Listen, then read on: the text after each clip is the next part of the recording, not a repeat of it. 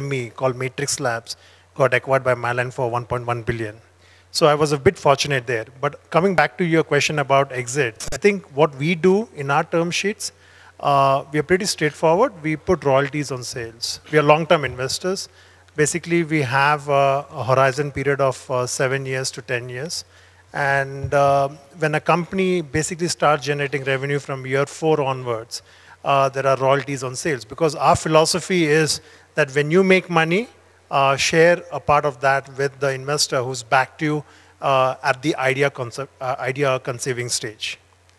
Apart from that, I strongly believe in strategic M&A, and I think a lot of my companies got acquired strategically because of the fact that fundamentally the packaging was right, both in terms of management team, in terms of intellectual property, and in terms of the business model.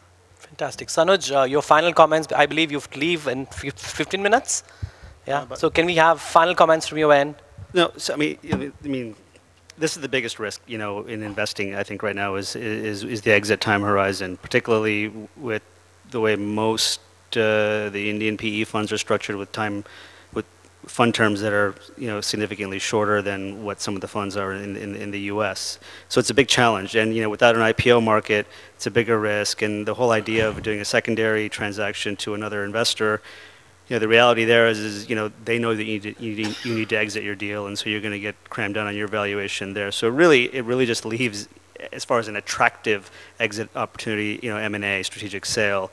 And I think you just have to manage for that from the beginning. You know, you have to understand, you know, who the potential acquirers or partners are for your business. Start interacting with those people early on, so that they understand your business, and that just, you know, cuts the time horizon down. You know, when it's eventually time to exit. Sure. So I would also like to appreciate your inputs on, that's for Sanuj again. Sanuj, do you have some sort of a benchmarks that you use to evaluate a company? You've invested in 2-3 companies now. So was there some sort of a, you know, I would say some sort of a sweet spot that you looked in both companies and, you know, you said, okay, let's go ahead on this, yeah?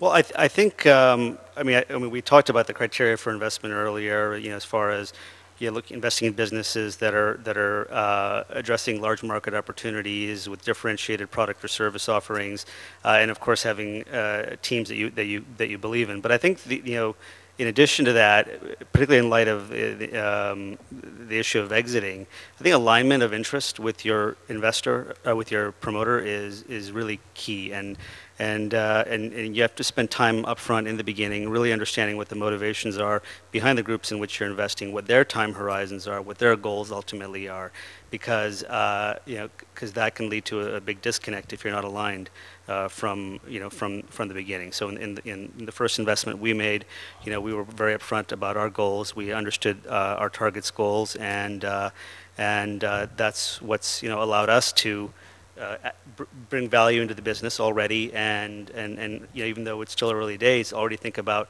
how we're going to manage this for an exit in 3-4 years' time. Sure, thank you.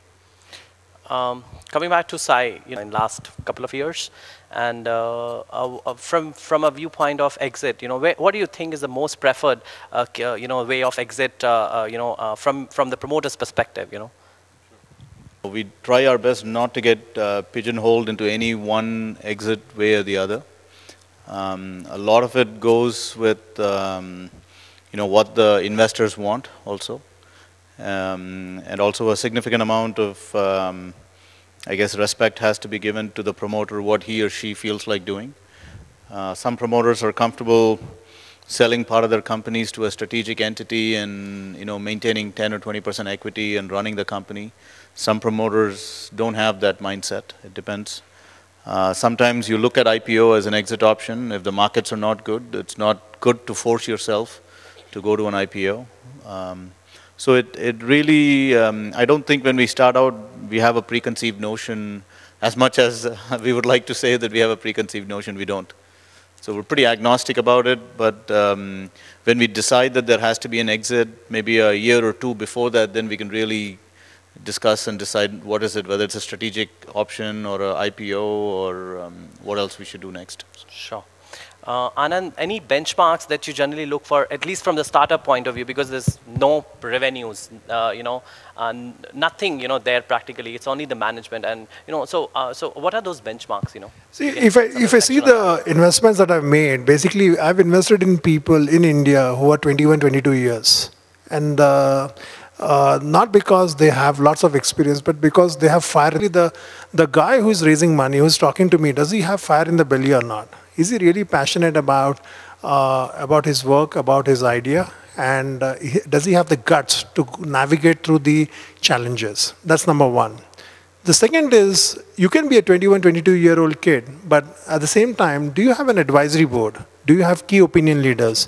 Especially because in life sciences investments, you need to talk about preclinical trials, you need to talk about clinical trials, you need to talk about regulatory management. So who are the people on the board? If you have senior people from the industry, and Indian entrepreneurs and Indian key opinion leaders are abundantly available. I think not just from India, but also internationally. And the third thing, which is also the most important criteria, is fundamental idea. Is it incremental value or is it disruptive value? If it is disruptive value, then you have my check. If it is incremental value, then probably you can go to some other investor. Yeah, Rajesh, your perspective, yeah. The first one, obviously, what he says. I mean, can you persevere in the face of extreme over and above that, extreme problems? Is there some IP? Is there some underlying IP on which the company is built? And again, I go back to the first one. Can you be in this for the long run? Because it is going to take time. It is going to be painful. Can you be in it for the long run? That's the key question. And of course, you have the other things, alignment of interests. Do you want to run it as a family? What made you commit capital to Mitra Biotech? It's a startup, so maybe could you reflect on that? So that so it's a startup, and we invest in startups. So it is built on some really strong technology, Nature published stuff, and there is some real technology behind it. There is potentially a large market, but things change. So, for example, the 1, 2, 3 markets which we saw are now, exactly the opposite. The third became the first. So you never know. But what we were sure of, is that the team in its entirety had the capability to be in it for the long run and to take it from where it was to a stage where there is real value addition. So yeah, thanks. We are repeating the same stuff. Yeah.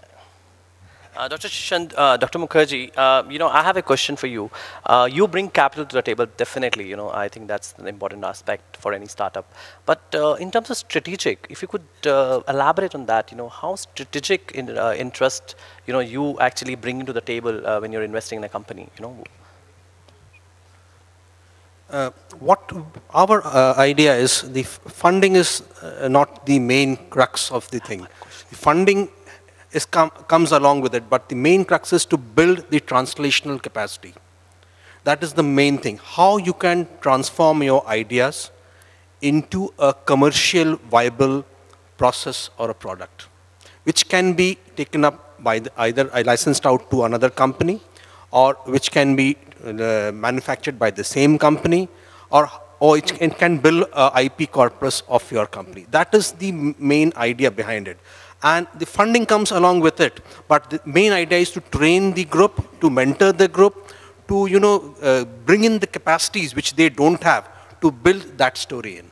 Sure. That is the main strategy we try to put in place. Sunny, you've invested in a contract research company and also a biologic company. So, after investment, what sort of value transformation has happened in that company, in terms of, had that investment not flown in, then where the company was and where the company is today, So maybe a perspective on importance of having private equity, strategic private equity players on the board, So I think that'll be really good. Sure. So it goes back to what I mentioned in terms of, taking capital from the, people who get along with you and also can add value in terms of growth. In our case, since our investment, so I'll maybe just go over, a couple examples. We have Manipal Akinova, which is an investment that we have. And when we invested, it was the number 3 CRO